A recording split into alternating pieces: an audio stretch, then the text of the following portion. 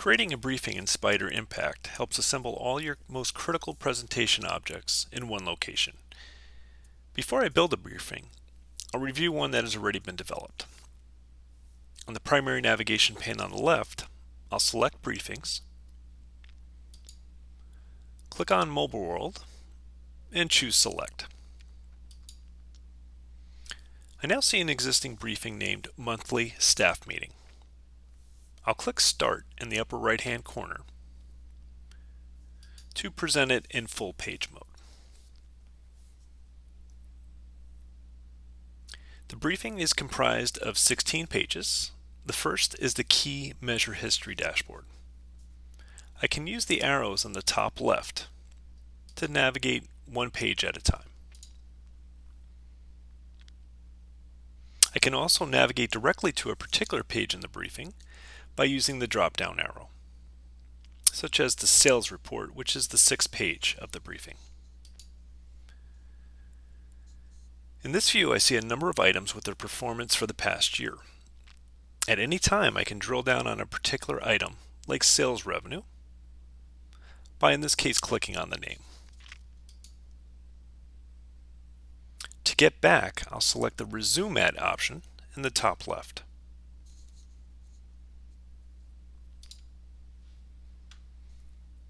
I can exit full page mode by clicking Stop in the top right. After reviewing an existing briefing, I'll try building one on my own.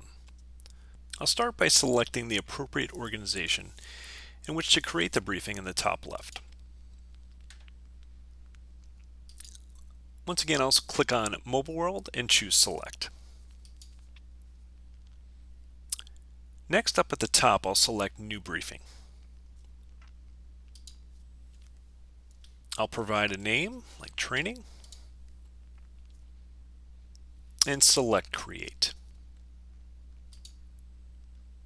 I'll see that the briefing is currently blank, but I'm provided with a helpful hint that to fill it, I'll need to use the Send To button in the upper right-hand corner of most screens. To do that, I'll start by selecting Strategy Maps. With Mobile World Strategy Map the only option, in the upper right, I'll select the Send To icon, and then select Briefing.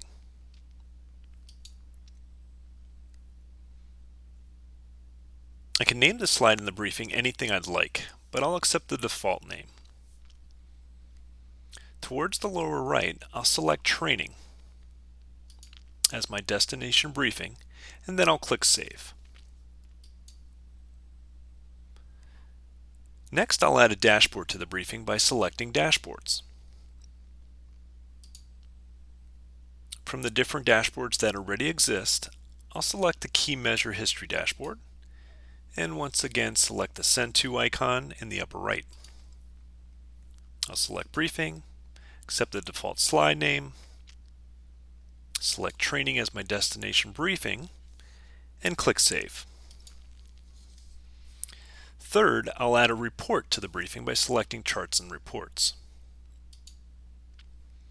From the different reports that already exist, I'll select the Financial Overview report, select the Send To icon, select Briefing, choose Training, and click Save.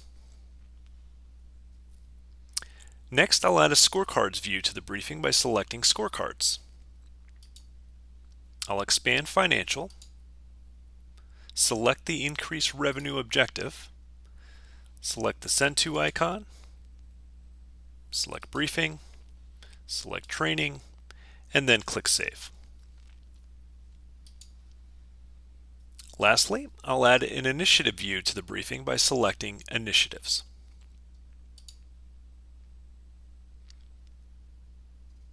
I'll select the Build SEO Capability initiative, select the Send To icon, select Briefing, select Training, and then click Save. After I've added all the pages I want, I'll take a look at what I've built. I'll select Briefings, and select the training briefing. I'll click Start in the upper right to view the briefing in full screen mode. And then using the toggle in the top left, I'll confirm that page 1 is the strategy map, page 2 is the key measure history dashboard, page 3 is the financial overview report, page 4 is the increased revenue objective, and page 5 is the build SEO capability initiative. Using the drop-down arrow, I'll select the financial overview report, drill down to product revenue.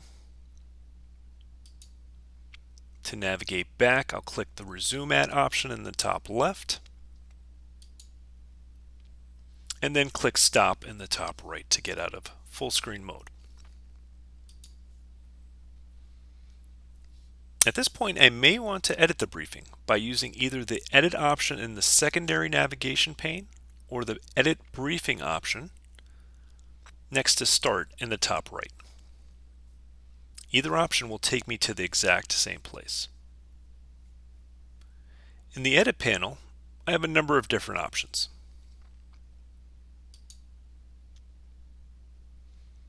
At the top, I can rename the briefing and move or copy the briefing to a different organization. I can also delete the entire briefing by selecting Delete. Since this will delete the briefing altogether, there is a clear warning to that fact. In this case, I'll select Cancel. Moving down, I can also reorder the slides. I'll move the second slide to this top spot and then move it back. If I click on a slide, I can delete it with the trash can icon on the right. If I click the Delete Slide option, once again I'll be warned, but this time I would be only deleting the individual slide. Once again, I'll select Cancel. If I wish to add a web slide, I can select that option in the top right. I would then provide a name, a valid URL, and then click Save. For now, I'll just click Cancel. When I'm done with my editing, I'll select Done in either the bottom left or top right. Note that if I would like to change the actual slide itself, I can't do that directly within Briefings. Although I have the option to edit slide, I need to go to the original location such as dashboards to make the changes. There is a Go to Original link to help facilitate that process in the top right.